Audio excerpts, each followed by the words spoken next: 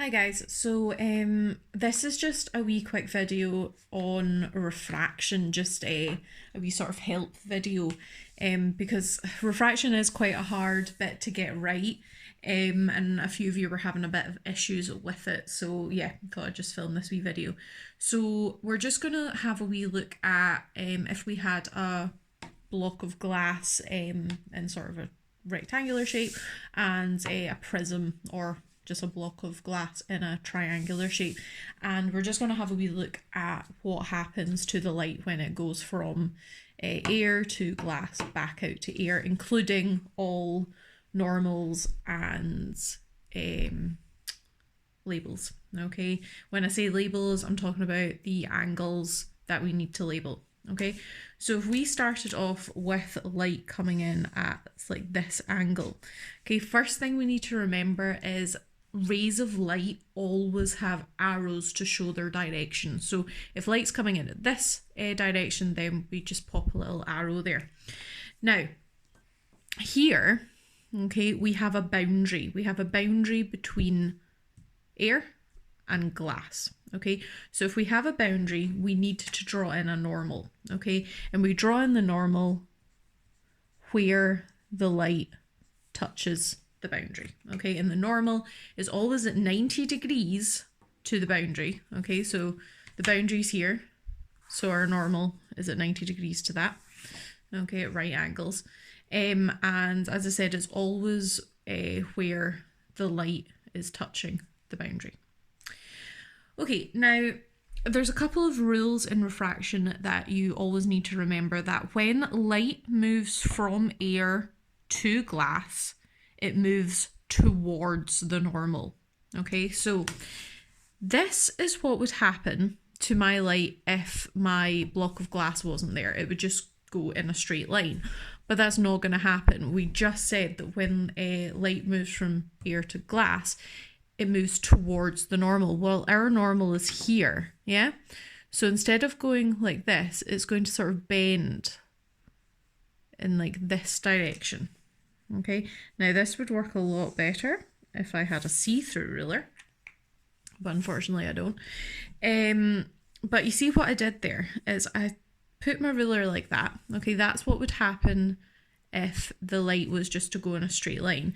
And then I'm sort of pivoting my ruler as if I've got like it's stuck on this point. Okay, and I'm just pivoting it round like that. Okay, now that means that this angle in here is smaller than that angle. Okay, and if this angle is smaller, that means the light has moved towards the normal. It's now closer to the normal than it was. Okay, add our arrow to show direction. Now we can go ahead and add some labels in here. Okay, now this is our angle of incidence. Okay, because we can say it's our angle of incidence because the ray of light is going in to the boundary. Okay, then our ray of light gets refracted, therefore this is our angle of refraction. Okay, I'll extend my normal a wee bit just so it looks a little bit nicer.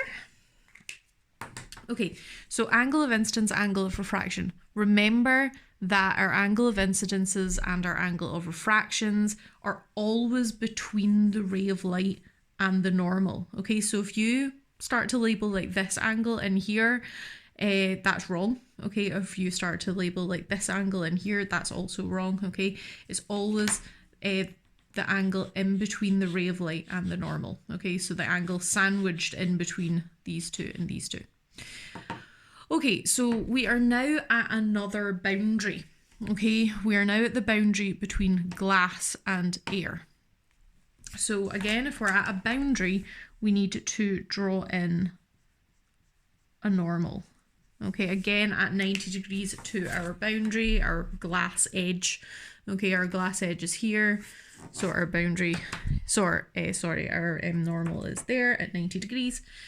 Now, the other rule that you had to remember is that when light goes from glass to air, it moves away from the normal. Okay, it moves away from the normal.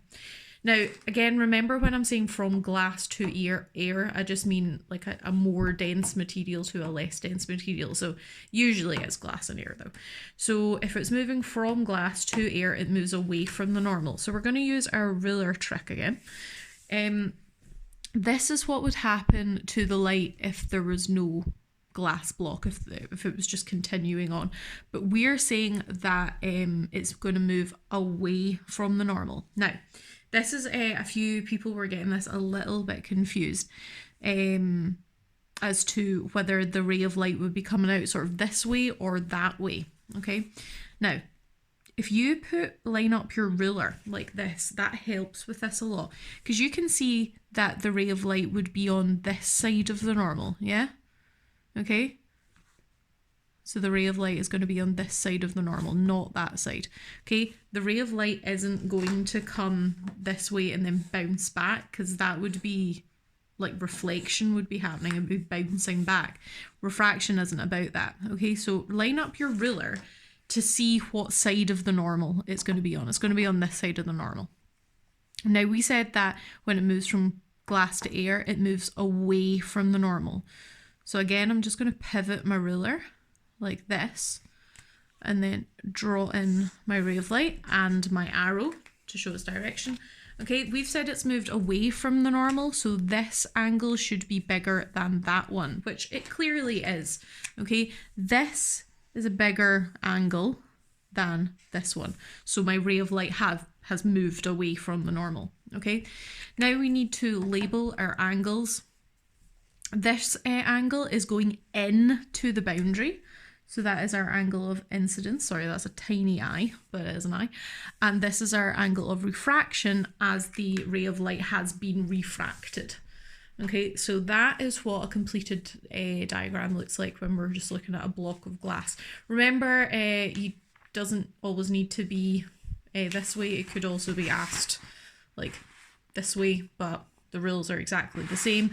If your boundary is along this way, then your normal will be vertical, and the angles, again, if you're coming in to a boundary, then that's your angle of incidence. So everything's just exactly the same if it's the other way around.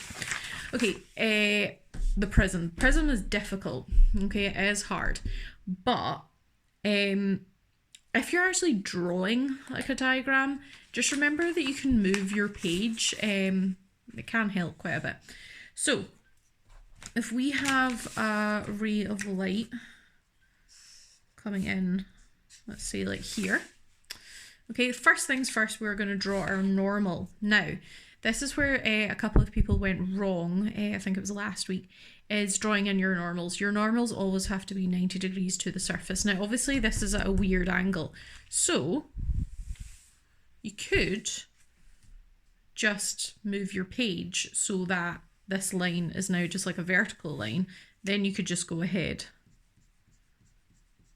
and do that, okay? Because I think if it's lined up like this, it's easier to see that this is a nice cross, that this is a 90-degree angle, okay? And then you can move it back, okay, like that. It's up to you. If you can just see that a line in this direction is 90 degrees to this boundary, then go ahead, okay? That's fine, but just a little hint. Okay, now we're going to get our ruler out again. We're going to remember our rule that light moves towards the normal when it goes from air to glass. So this is what would happen to the ray of light. Sort of move my camera a little bit. A ray of light if there was no block of glass, but obviously there is, so it moves towards the normal. So again, we're just going to pivot it like this wee bit, and we're just going to move our ray of light in this direction, and we're going to draw in, and we are obviously going to put in our arrow to show the direction. So we can see that this ray of light is now moved towards this bit of the normal. Therefore, this angle is smaller than this angle, okay? This being the angle of incidence because it's going into the boundary, and this is the angle of refraction because it has been refracted, okay? Now we are at our second boundary here. Okay, now this boundary between glass and air is at a different angle to this one. Okay, so our normals are going to look different. Okay, so again, if I just move my page so that this looks like a vertical line now, I can then just draw in a horizontal normal.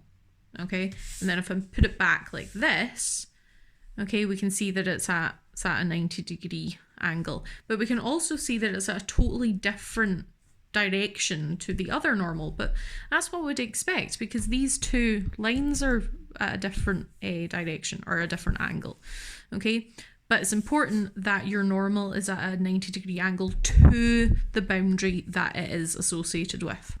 Okay, so it is quite tricky, okay, and it does look quite confusing, but if you just take one piece of it at a time, so just kind of focus on this, then just focus on this, it makes it a little bit easier. Okay, ruler trick.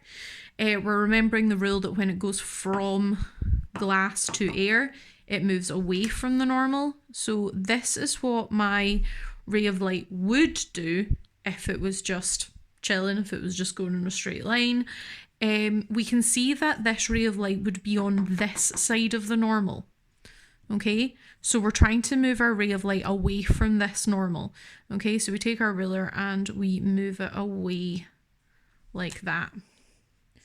We draw in, we draw our arrow, okay, and then we highlight what angles we want to look at. Now remember, our angle of incidence and our angle of refraction are always sandwiched in between the ray of light and the normal and the ray of light and the normal. This is going in to our boundary, so it's like that, and this has been refracted.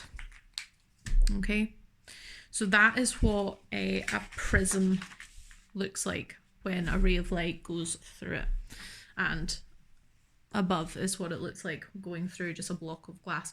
I really hope that's helped. It is quite a hard thing in the course, and usually I spend quite a lot of time just doing loads of examples with you, but obviously I can't really do that at the moment. So yeah, I really hope that's helped. I will come back to this and I will sort of ask you to draw diagrams again. So if you are struggling at the time, please remember that this video exists and give it another wee watch. Right, that is it for a wee help video on refraction.